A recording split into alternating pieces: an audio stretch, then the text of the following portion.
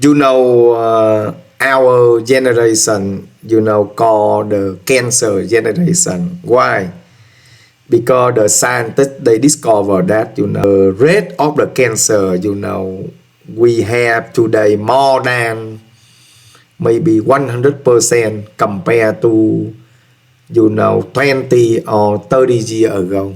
Maybe because 20, 30 years ago less people went to check up for the cancer. That's why less cancer were discovered. Maybe like that, we don't know. And all cancer caused by gene. And right now is no cure for cancer. Only slow down the progress of cancer, and maybe you can live longer a little bit if you had the cancer, or if you discover early you had the cancer. Cancer may be caused by you inherited from your parent or your grandparent. Cancer caused by gene mutation, and maybe the gene mutation caused by toxic chemical that we live or we consume. We don't know. Can the cost to treat the cancer or slow down the cancer cost a lot of money, and not all the health insurance cover for the 100% for the cancer treatment. Many people they discover the cancer early, no guarantee they can live longer than the people they discover late. There are no guarantees. And some health insurance require you to pay some of the cost out of your pocket. I watch many documentary, and I read many story.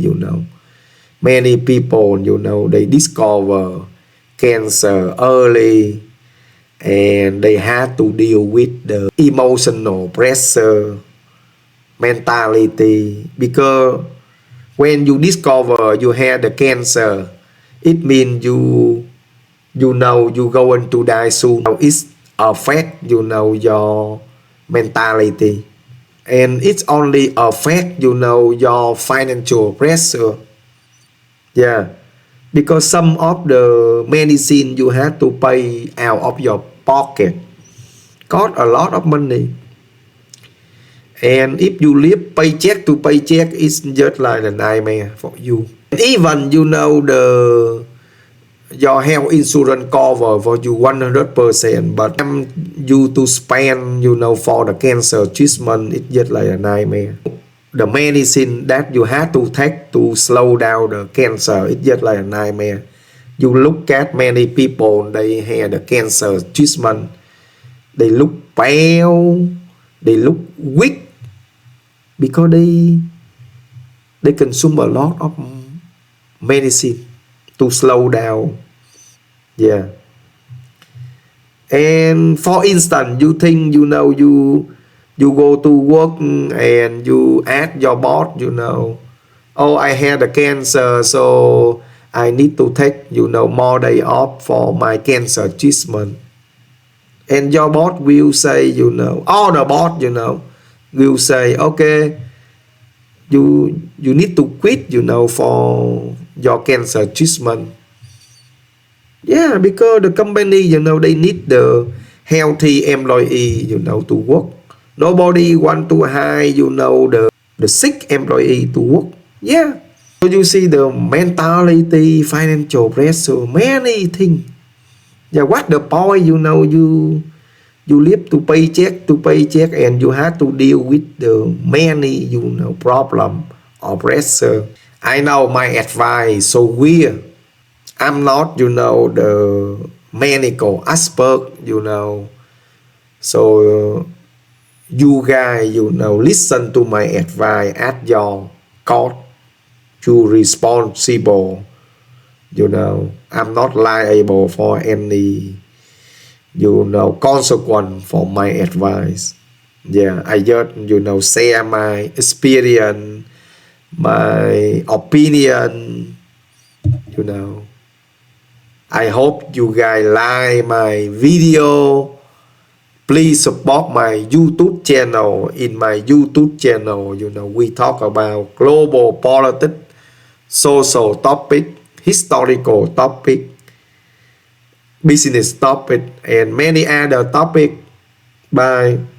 First time. There's going to be probably plenty of folks reaching out and offering support. But 2 months in, 6 months, 6 years in, there's a lot less of that. And so schedule them. I am like this, and I don't know if it's a good thing or a bad thing, but I consider everything in my life to be a project, including like my relationship with my son and my wife and my brother. Like all of these things are things that I need to work on, to invest in, to spend time on, and to schedule. Friendships don't happen if they don't get invested in. So put it on the calendar. Do it every 2 weeks. Have a thing that says, send this person funny TikToks, or ask them if they want a phone call, or tell them that you want to bring them a coffee. And as for things to avoid when it comes to this stuff, unless you've been through something pretty similar, I would avoid advice. Now, people who have had Hodgkin's lymphoma and they've been through ABVD, which is my chemo regimen, I want to talk to them about their advice all day and night. Because it's like suck on ice chips during the bleomycin. Like, you're not going to know that tip unless you've been through it. Talking to people who have been through a cancer diagnosis and treatment and, recovery and relapse and all the different things that can happen with cancer has been great. It's been very helpful. People who haven't been through it, I don't know that your advice matters that much to me. I'm sorry. When I hear from a person who's had my chemo regimen and they say, weed helped me a lot with the nausea, I'm like, oh, okay, thank you. That's interesting to know. When I hear that from somebody who just smokes weed a lot, I don't care. And one of the scariest things about being sick is thinking that you might not be doing the right thing for your health.